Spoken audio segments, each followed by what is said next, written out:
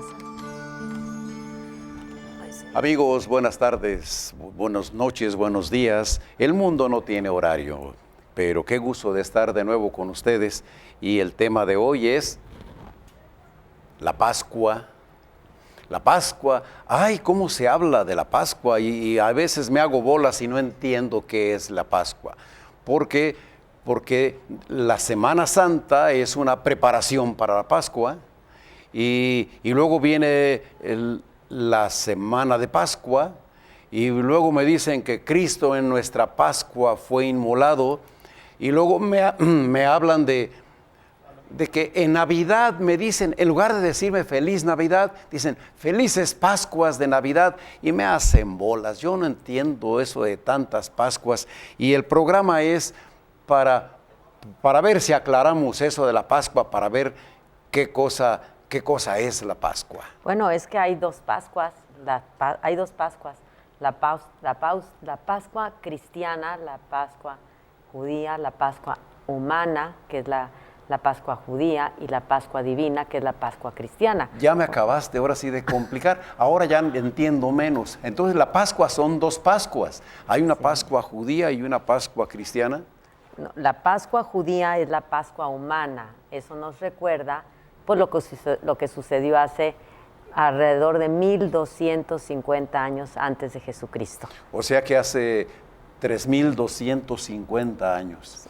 Bueno, más o menos, sí. Pascua y Éxodo es exactamente lo mismo. Quiere decir salida. Salida, Éxodo, paso, paso. la salida de Egipto. Sí. Esa es la Pascua judía. Y vamos a hablar ampliamente sobre la Pascua judía, aunque el tema del programa es la Pascua cristiana. Es la más importante para nosotros los cristianos, lógicamente, pero tenemos que hablar un poquito sobre la tradición, por qué hubo esa Pascua judía, esa Pascua cristiana. Bueno, nosotros, ahora que consideramos dos Pascuas, decimos, la Pascua judía la celebran los judíos, y la Pascua cristiana, ¿qué creen?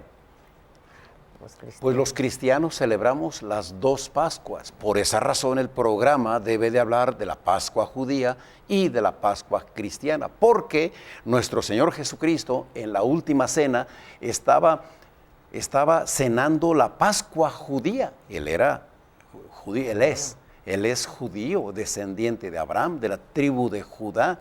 Entonces, nuestros hermanos mayores celebran la Pascua judía y nosotros los cristianos que tenemos una cultura judeo-cristiana, unas raíces judías de las cuales debemos sentirnos orgullosos, nos sentimos orgullosos y en esa cultura judía celebramos las dos Pascuas, la Pascua judía y la Pascua cristiana.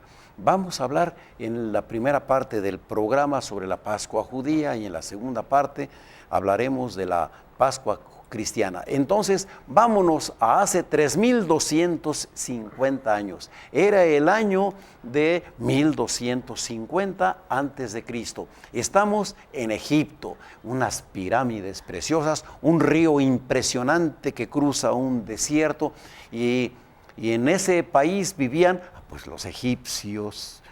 Por supuesto, los egipcios. Pero tenían a un segundo pueblo que era su esclavo. Sí, era Israel. Su pueblo era Israel. Hace 3000 años, por tradición, el pueblo se regía por los astros, por el sol y por la luna, y entonces ese pueblo esperaba la luna llena, la luna nueva, que eso significa había fiestas de luna llena y había fiestas de luna nueva, los novilunios y los plenilunios, y la Pascua es una fiesta lunar. Por esa razón la Pascua no tiene fecha fija en el calendario, es una fiesta móvil. Por eso el miércoles de ceniza no tiene fecha fija, sino que es un novilunio. Depende de la luna llena. El miércoles de ceniza es novilunio, de luna nueva. La Pascua es una fiesta de luna llena y también por esa razón Pentecostés, Jueves de Ascensión y esas fiestas que están relacionadas con la Pascua no tienen fecha fija en el calendario, son fiestas lunares. Estamos en Egipto Y en Egipto vive un pueblo numeroso, muy numeroso, más numeroso de lo que la gente se imagina. El pueblo de Israel, es el pueblo de Israel, donde había más de 600,000 hombres, solamente hombres. Había pues también miles de mujeres y niños, o sea, era un pueblo muy, muy numeroso. Ese pueblo era esclavo, ese pueblo estaba dominado por los egipcios. Si el pueblo de Israel tenía 600,000 hombres, tal vez en total mujeres y niños, pues sería un pueblo de unos 2 millones de habitantes. Y ese pueblo era el esclavo de Egipto. Y los egipcios no querían dejar que se marchara ese pueblo a la tierra que Dios les había prometido. ¿Cómo iban a querer que se marcharan si eran los que trabajaban, los que hacían todos los trabajos pesados, eran sus manos, sus piernas?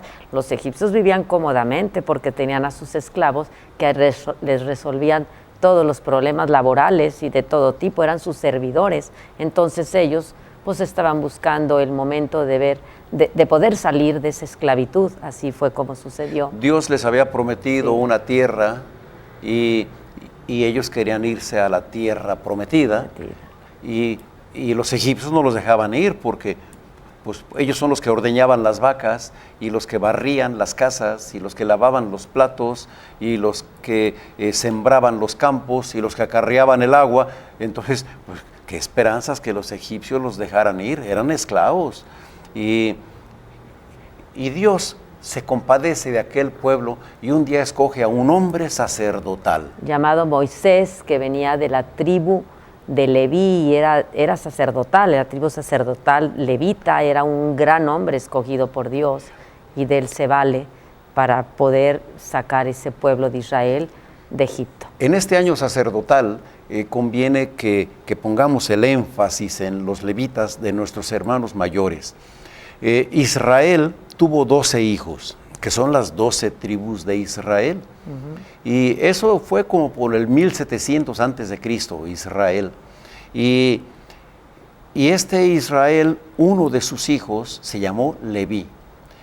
Y todos los descendientes de Leví son los levitas y son la casta sacerdotal, los privilegiados, la élite de la aristocracia del pueblo de Israel, porque es la familia sacerdotal.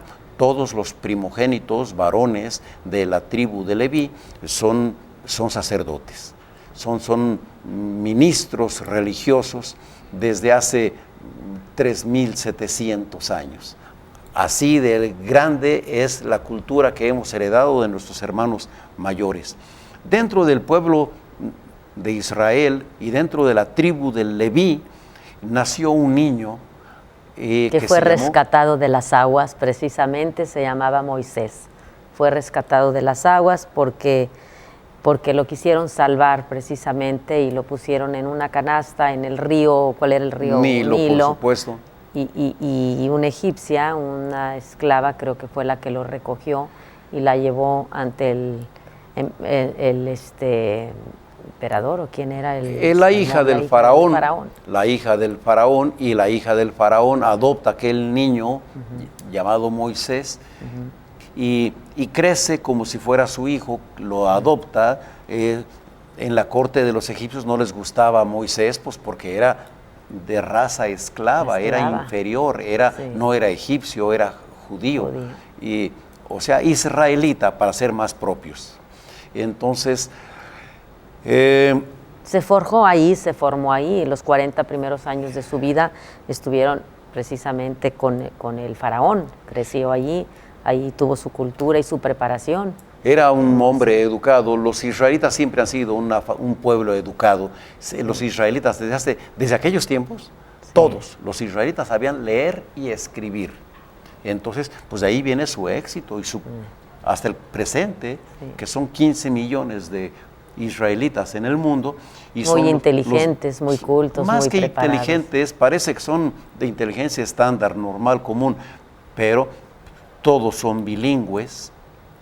Por lo menos hablan 2 lenguas, inglés por supuesto, hebreo por supuesto, y estudiosos. Gentes de trabajo, un pueblo que tiene más de 200 premios Nobel, pero desde entonces, tiempo de las pirámides de Egipto, ya los israelitas todos sabían leer y escribir. Y sus dueños, los que los esclavizaban, los egipcios, no sabían, unos cuantos sabrían leer y escribir, pero unos cuantos. Sin embargo, los tenían esclavizados. Moisés les llevó el recado de parte de Dios: deja salir a mi pueblo. Y el faraón se resistía. Ya sabemos la historia que... De las plagas exterminadoras fue cuando llegaron una multitud de plagas, la 10ª plaga, que fue la más terrible de todas, la más sangrienta de todas, del ángel exterminador, que era precisamente de matar a todos los primogénitos que hubiera en todo Egipto, así fuera la esposa, o sea, de la familia del faraón, de la última de las esclavas, hasta los animales, todo el primogénito iba a morir. Moisés les dijo de parte de Dios a sus paisanos en esa ocasión, le dice: esta noche vamos a cenar un cordero. Y cada familia se va a comer un cordero. Si no se lo acaban, júntense 2 o 3 familias, pero vamos a cenar cordero. Ese cordero lo vamos a sacrificar a Dios. ¿Se acuerdan que hay sacrificio y holocausto? En el holocausto se calcina hasta cenizas la ofrenda. En el sacrificio se cuece nada más lo suficiente para comerla rica. Se queda término medio, 3/4, y se lo comen muy rico. Entonces cenaron cordero esa noche, pero Moisés les dijo: marquen las jambas de las puertas con la sangre del cordero, para que el ángel exterminador no abra sus puertas, no toque sus puertas, y poder emprender la huida esa misma noche.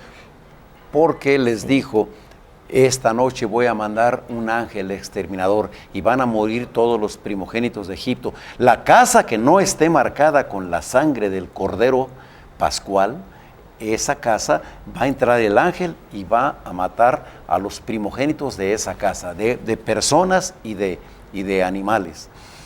Y así sucedió, toda esa noche fue terrible, era un caos, había lágrimas, llantos, gritos. Sin embargo, las casas que estaban señaladas con la sangre del cordero no fueron tocadas, cenaron en familia, cenaron en paz, cenaron ese cordero y esperando ya nomás la señal de salida. Y a ese cordero se le llama cordero pascual, se le podría llamar cordero del Éxodo, ¿verdad? Es el cordero de la Pascua. Fue la salida. Y la palabra cordero pascual la vamos a repetir mucho en el cristianismo 2500 años después, y salen de Egipto. Eso ocurrió en la primera luna llena de primavera. Desde entonces, la primera luna llena después del 21 de marzo, se celebra la Pascua. Fue cuando emprendió el viaje, la huida de los israelitas hacia la tierra prometida, cruzando el Mar Rojo, cuando se abrieron el mar y les dio el paso a ellos, a todos los israelitas, y cuando los que quedaron en Egipto se dieron cuenta, pues ya no pudieron cruzar, regresaron las aguas y ellos cruzaron ya hacia la tierra prometida. Pereció el ejército de Egipto bajo las aguas del Mar Rojo, y después ya conocemos la historia, 40 años, una cuaresma de años, 40 años en el desierto. Imagínate qué milagro tan portentoso, qué milagros tan portentosos, el milagro de que se abra el Mar Rojo para que por ahí pasen las gentes, y el milagro de tener comida y bebida para 2 millones de personas en el desierto. Y el que conoce aquel desierto, dicen que es un desierto donde no crece un zacatito, desierto en serio. Árido, sin agua, sin alimentos y sin nada. Sin embargo, pues Dios estuvo presente. Dios les dio alimento, claro, les dio agua a 2 millones de personas durante 40 años en el desierto. Es un milagro portentoso. Les dio el maná, que era un pan que sabía a pan de harina con saborcito a miel, dulzón, dicen, no existe. Se guardaba un poco de ese pan en el arca de la alianza. En ese viaje también Dios les ponía una nube que de día les hacía sombrita, de modo que no los atormentaba el sol del desierto, sino que traían una sombrilla, un paraguas, una nube una nube que duró 40 años. ¿No es un milagro portentoso? Por eso escribió después el rey David aquella frase preciosa de que Dios no hizo tal con nación alguna. Dios no bendijo tan grandemente a ninguna nación como a ese pueblo de Israel.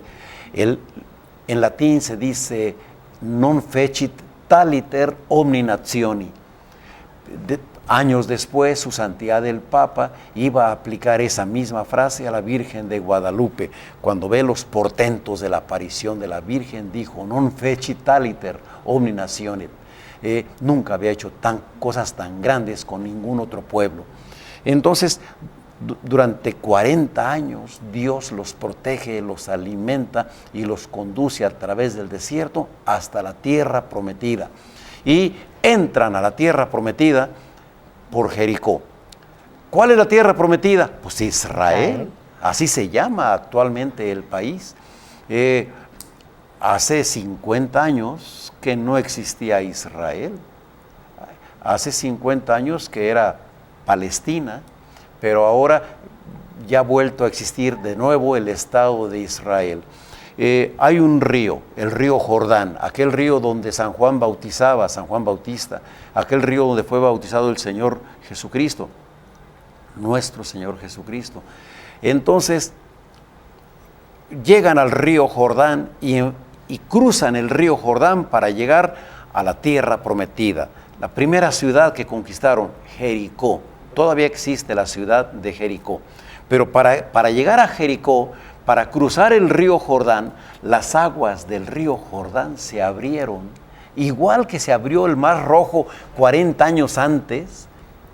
40 años después se abren las aguas del río Jordán y el pueblo de Israel cruza el río Jordán a pie, por lo seco, y mientras el agua se acumulaba de un lado.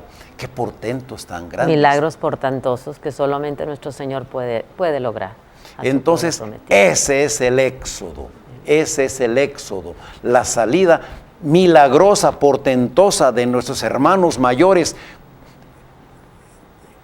El pueblo de Israel recibió de las manos de Dios. Se abre el Mar Rojo, maná, agua, sombrita, una columna de fuego que los iluminaba de noche, la luna llena de primavera para que pudieran salir. Toda la protección de Dios, porque Dios así protege a su pueblo. Nosotros somos el nuevo pueblo de Israel. Y somos su pueblo sacerdotal también, ahora conmemoramos. Y luego hablaremos de un pueblo sacerdotal, muy bien dicho.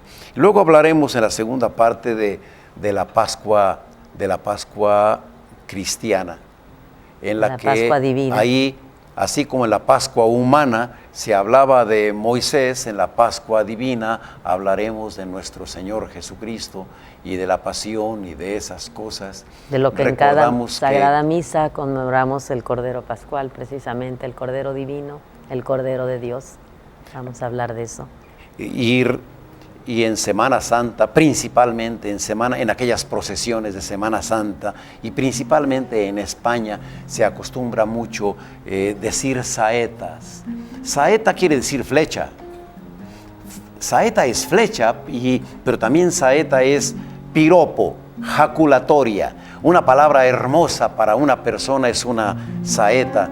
Y mientras pasan aquellas procesiones por España, llevando al Cristo de los gitanos o llevando a la Virgen de la Soledad o la Virgen de los Dolores, la gente le va diciendo saetas, versos inspirados en el amor a Dios. Y le dice una saeta a la Virgen de los Dolores, le dice: dejó Cupido su flecha en mi corazón clavada, y la flecha estaba hecha con la luz de tu mirada. Y hay otras saetas que la gente las improvisa en la calle y pasa el Cristo doliente de la Semana Santa, y la saeta dice con la inspiración de Machado, le dice: ¿quién me presta una escalera para subir al madero, para arrancarle los clavos a Jesús, el Nazareno? Vale. Dice una voz popular: ¿quién me presta una escalera para subir al madero, para quitarle los clavos a Jesús, el Nazareno?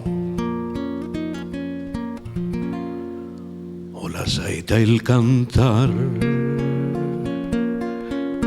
al Cristo de los gitanos, siempre con sangre en las manos, siempre por desenclavar.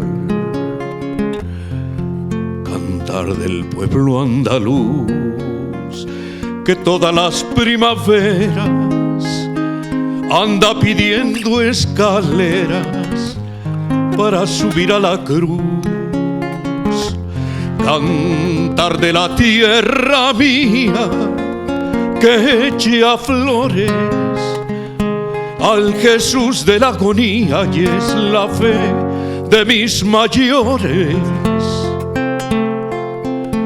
¿O no eres tú mi cantar? No puedo cantar ni quiero a ese Jesús del madero, sino el que anduvo en la mar. ¿O no eres tú mi cantar? No puedo cantar ni quiero a ese Jesús del madero, sino el que anduvo en la mar. ¿O no eres tú mi cantar?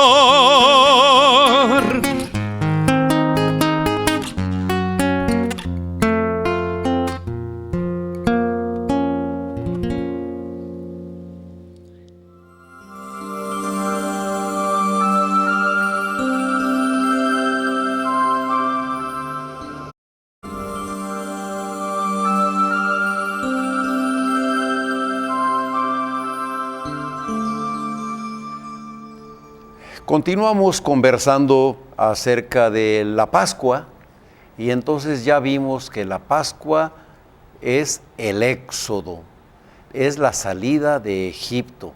Esa es la Pascua judía, que aunque es judía, la celebramos nosotros. También los cristianos celebramos la Pascua judía. Ya veremos más adelante cuando lleguemos a la última cena para que vean cómo los cristianos celebramos también la Pascua judía. Los cristianos recordamos la salida de Egipto. Los cristianos nos vemos favorecidos por Dios, que nos abre el mar rojo y que nos alimenta con maná y que nos protege paternalmente durante 40 años en el desierto hasta llevarnos a Jericó, a la tierra de Israel, a la tierra prometida. Y estamos hablando entonces de la fiesta humana, de la fiesta judía. Esa es la fiesta de la que acabamos de hablar ahorita, que el personaje más importante pues fue Moisés, mandado por Dios. Ese fue el personaje más importante. Hay una segunda Pascua, como decíamos al principio del programa, que también vamos a ver, y por supuesto es la Pascua cristiana. La Pascua cristiana. Es la Pascua divina, es la fiesta más importante del cristianismo, la Pascua del Señor. Esa es. En esta Pascua el personaje central es nuestro Señor Jesucristo. En la Pascua judía el personaje central es Moisés. Y para que no se nos olvide, la Pascua judía es el éxodo. Y en la Pascua cristiana el personaje central es nuestro Señor Jesucristo. Y es la fiesta más importante del cristianismo, la resurrección del Señor, porque Cristo en nuestra Pascua fue inmolado. Sí, y Cristo nuestro Señor pues no nos dio la esclavitud, sino nos abrió las puertas al cielo. Ese es el motivo, esa fue la resurrección de nuestro Señor, abrirnos las puertas del cielo.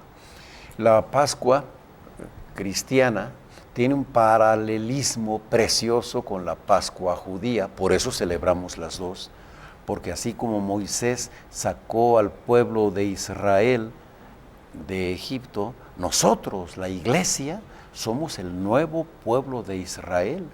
Somos realmente israelitas, llevamos sangre judía en las venas, no por transfusión, sino por comunión. Llevamos la sangre de Cristo en nuestras venas. Y esas comuniones hacen que llevemos sangre de Israel nosotros dentro de nuestro cuerpo y somos el nuevo pueblo de Israel.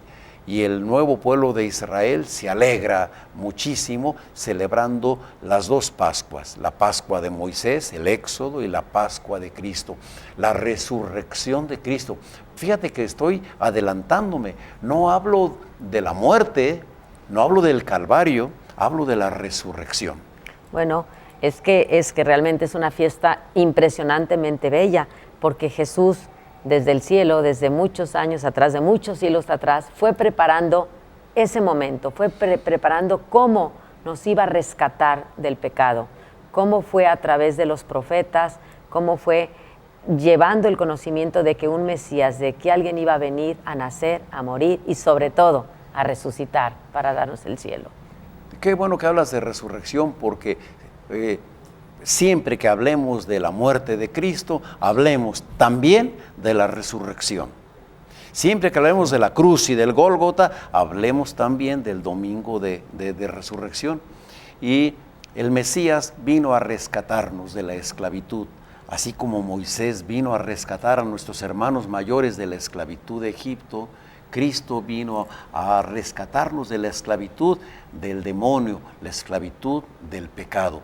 La esclavitud del pecado, si viviéramos en la esclavitud del pecado, pues no podíamos llegar jamás al cielo. Gracias a ese amor inmenso de nuestro Señor, gracias en pensar por nosotros, gracias porque nos amó inmensamente y nos quiso hacer a su imagen y semejanza para comprender ese milagro, ese gran paso de estar esclavos a ir al cielo. Dios nos redime, Fue necesario que la segunda persona de la Santísima Trinidad, en las entrañas purísimas de la Virgen María, tomara un cuerpo como el nuestro y un alma como la nuestra. El 25 de marzo de cada año, 9 meses antes de la Navidad, celebramos a la Virgen de la Encarnación y celebramos la plenitud de los tiempos, cuando Dios se hizo hombre para venir a salvarnos, para venir a redimirnos, para venir a sacarnos de la esclavitud del pecado, donde nos tenía sumido el demonio desde tiempos de Adán. Imagínate nomás cuánto amor tuvo nuestro Señor por nosotros, por los seres humanos, por sus hijos queridísimos, para haber pensado en eso, haberse hecho hombre, haber nacido de la Virgen, haberse hecho hombre, haber sufrido la cruz y el dolor para precisamente resucitar. Y aparte de su resurrección, significó mucho más. Todos los que habían muerto antes de la venida de Cristo y hasta el momento de su resurrección estaban en el seno de Abraham, un lugar donde iban todos los que habían muerto anteriormente a la muerte de nuestro Señor, y Él se los llevó al cielo. Actualmente no existe ya el seno de Abraham. ¿Existió? El seno de Abraham era una cosa, era como un cielo, y todos los justos, desde Moisés hasta tiempos de nuestro Señor Jesucristo, todos los justos desde Adán hasta los tiempos de nuestro Señor Jesucristo, cuando morían, iban al seno de Abraham.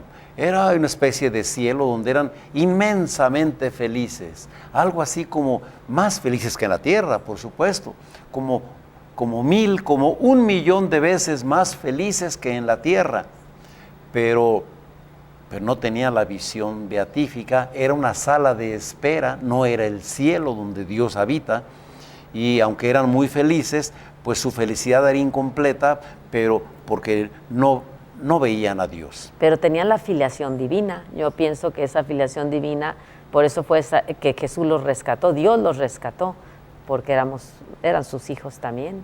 Era un pueblo también sacerdotal. La filiación divina vino con la redención, y la filiación divina la recibimos nosotros con el bautismo, pero como no se podían bautizar los que ya habían muerto en tiempos de Cristo, cuando Cristo resucita, se abre la gloria, desciende a los infiernos y entiéndase, desciende a lugares inferiores al cielo, el seno de Abraham. Desciende al seno de Abraham y lleva a aquellas almas de los justos al cielo, y entran al cielo, donde son 1,000,000 de veces más felices que lo feliz que eran en el seno de Abraham. Esa es la historia de la redención. Cristo, nuestro Redentor, tomó un cuerpo como el nuestro y un alma como la nuestra, y vino a darnos ejemplo de vida, y vino a salvarnos, y vino a librarnos de la esclavitud del pecado. Si comprendiéramos de veras lo que es la resurrección de nuestro Señor después de su pasión y su muerte, bueno, mayor felicidad no podemos tener todos los seres humanos, no nomás los cristianos, cualquier ser humano que comprendiera el significado de la resurrección de nuestro Señor, abrirnos las puertas del cielo para una eternidad. Qué cosa más portentosa eso que nos regala nuestro Señor. La resurrección del Señor es un milagro prodigioso. El Señor resucitó muertos en su vida en la tierra, en su predicación por Palestina, resucitó muertos, a Lázaro, su amigo, por supuesto que lo resucitó. Una vez llegan a un pueblo, el pueblo se llamaba Naín, y al llegar a Naín sacaban a enterrar al hijo único de una viuda, y aquella mujer lloraba, porque no hay pena más grande, dicen, que la de perder a un hijo, ni lo mande Dios. Qué prueba tan dura. Y aquella mujer viuda y desamparada iba a enterrar a su hijo único, y Jesús se conmueve cuando la ve. Tal vez se conmueve porque dijo, así va a estar mi madre. Él sabía, en cuanto a Dios, que su madre viuda iba a perder a su unigénito en la cruz, y entonces se acerca y consuela a la mujer. Primero le dice, no llores, y luego resucita a aquel muchacho. Cristo tuvo el poder de resucitar muertos, y resucitó a otros muertos más. Hablaremos de otros resucitados más adelante. Yo quisiera como también comentar que también resucitó o volvió a la vida por el pecado. Había muchos que pues estaban muertos a la vida. Entonces, como la mujer adúltera, cómo la perdonó sin pedirle cuentas, cómo hubo su conversión. Ese es un resucitar a la vida. El perdón de ese pecado pues vuelve a la vida. El sacramento de la confesión, el perdón de los pecados, es una resurrección, y es más portentosa que una resurrección. Nosotros nunca hemos visto que un muerto resucite, y nunca lo vamos a ver, pero sí hemos visto y hemos en lo personal sentido una absolución. Cuando el sacerdote perdona los pecados, está efectuando una resurrección, porque la Iglesia nos enseña que un alma en pecado es un alma muerta, y un alma en gracia es un alma viva. No son palabritas. Realmente el alma en pecado está muerta y apestosa y aguzanada y monstruosa y horrible, y tiene la enemistad de Dios y merece el infierno. Cuando esa alma, por la absolución, recupera la gracia, es una resurrección. Señores, los sacerdotes, ahora que estamos en un año sacerdotal, los sacerdotes, con el poder de Dios de perdonar los pecados, están efectuando resurrecciones, muertos que regresan a la vida. La resurrección es un gran milagro que solo Dios puede efectuar. Porque el sacerdote es un Cristo, el sacerdote es el Cristo mismo. Entonces el acercarnos a Él es acercarnos a Cristo, a pedirle ese perdón para volver a la vida. Esa es la resurrección que ahorita tenemos, esa oportunidad. No hay que desperdiciarla, hay que aprovecharla, porque, bueno, esas son las felices Pascuas, volver al cielo, ir algún día al cielo. Dios puede dar la vida, entonces Dios, y solo Dios, puede resucitar a un muerto. Y hace 2000 años que Cristo resucitó muertos. Había un señor Jairo, que era un jefe de la sinagoga, y va con el Señor porque su hijita acaba de morir. Y el Señor va y la resucita. Se ríen de él, porque dicen, no, está dormidita. Y se ríen y se burlan de él. La toma de la mano, talita cumi, niñita, levántate, le dice cariñosamente, y la levanta. Y todo el mundo abría los ojos y para despertarlo dice, pronto denle de comer, para que se dieran cuenta que estaba realmente resucitada. Bueno, todas las resurrecciones que Cristo efectuó, esas son milagros que solo Dios puede efectuar, pero el gran milagro de Cristo, el mayor de los milagros de Cristo es haber resucitado Él mismo. Su resurrección es tan importante que la fiesta más grande que estamos celebrando en el cristianismo es la resurrección de Dios. No es Navidad, no es Cuaresma, no es Pentecostés, no. La fiesta grande del cristianismo es la Pascua, la resurrección de Cristo. No es el Viernes Santo en que muere Cristo en la cruz y nos redime. Fíjate nada más. No es el Jueves Santo en que instituye el sacerdocio y la Sagrada Eucaristía. Hay una fiesta aún más grande que esa, que es la resurrección de Cristo. No lo digo yo, lo dice la Iglesia, lo dice San Pablo. Si Cristo no hubiera resucitado, vana sería nuestra fe, vana sería nuestra esperanza y seríamos los más ilusos de los mensos del mundo que se están creyendo en un Cristo Dios. La divinidad de Cristo queda plenamente demostrada por su resurrección. Entonces, Cristo en nuestra Pascua fue inmolado, sí Señor. En un Viernes Santo fue inmolado y al tercer día, la Pascua. Cristo resucita de entre los muertos y nos libera del pecado, instituye sus sacramentos, funda la iglesia y aquí estamos. Y aquí estamos celebrando cada año con mucha alegría la Pascua, la resurrección de Cristo. Unámonos todos los cristianos, unámonos el mundo entero a esa feliz acontecimiento que es la resurrección de nuestro Señor. Somos nosotros muy, muy agradecidos con nuestro Señor. Seamos agradecidos, acerquémonos a Él. El Jueves Santo, en la última cena, nuestro Señor estaba celebrando con sus apóstoles a Moisés, la Pascua. Era la primera luna llena de primavera del año 30 de nuestra era. Y en Jerusalén, en el cenáculo, pues celebra la última cena, igual que Moisés en Egipto, un cordero pascual, pan ácimo, y allí instituye la Sagrada Eucaristía y también instituye el sacerdocio. Esa es la gran fiesta que estamos celebrando, una fiesta que nos llena de alegría.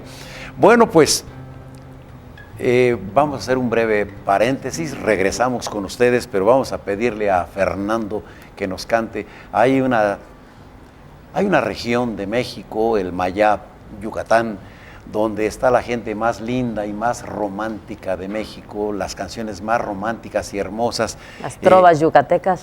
Las trovas yucatecas, ¿verdad? De esta gente con tanta sensibilidad artística que nos ha heredado para la humanidad canciones muy bellas. Saludos a Yucatán y al mundo entero, y una música que antes era yucateca y ahora ya no es yucateca, ya es de todos nosotros, ya pertenece al patrimonio de la humanidad. El autor de esta canción, que se llama ¿Y tú qué has hecho?, es Eusebio Delfín. Con ustedes tenemos a Fernando que va a cantarnos ¿Y tú qué has hecho?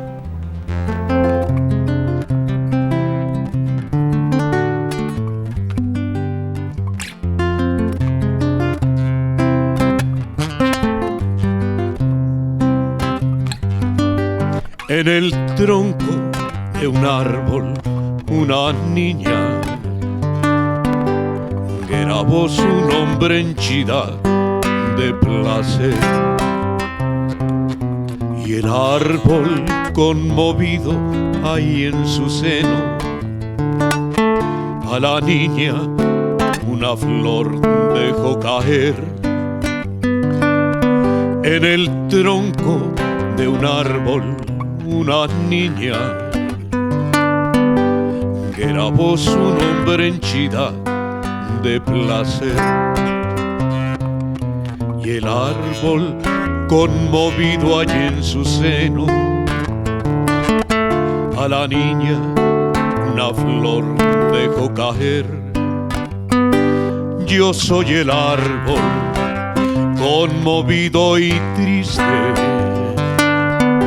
tú eres la niña que mi tronco hirió. Yo guardo siempre tu querido nombre y tú que has hecho de mi pobre flor. Yo guardo siempre tu querido nombre y tú que has hecho de mi pobre flor.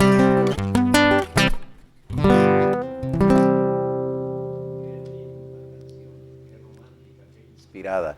Bueno, ¿y tú qué has hecho? Estamos, en este programa hablamos de la Pascua, hablamos de las dos Pascuas, de la Pascua judía y de la Pascua cristiana, de la Pascua de Moisés y de la Pascua de Cristo, y que la Pascua es la fiesta más grande, y que hay dos últimas cenas. La última cena de Egipto, donde cenaron el Cordero Pascual, y la cena de Jerusalén, donde nuestro Señor con los apóstoles también cenó Cordero Pascual, Cordero de Pascua, Cordero del paso de la salida de la esclavitud a la gloria. Y a Jesús se le llama el Cordero Pascual, porque Jesús se inmola como un cordero, como una víctima. Ya nosotros ya no tenemos víctimas, ahora nuestro Cordero es Jesús. Por esa razón a Jesús le llamamos el Cordero Pascual. Y no nosotros, aprendimos de su primo San Juan Bautista, que cuando lo vio por primera vez en su vida a orillas del río Jordán, dijo: he aquí al Cordero de Dios que quita el pecado del mundo. Cristo en nuestra Pascua fue inmolado como nuestro Cordero Pascual. Cristo es el Cordero de Dios, la víctima de Dios que se ofrece por nosotros. Esa es la gran fiesta del cristianismo, la muerte y resurrección del Cordero de Dios.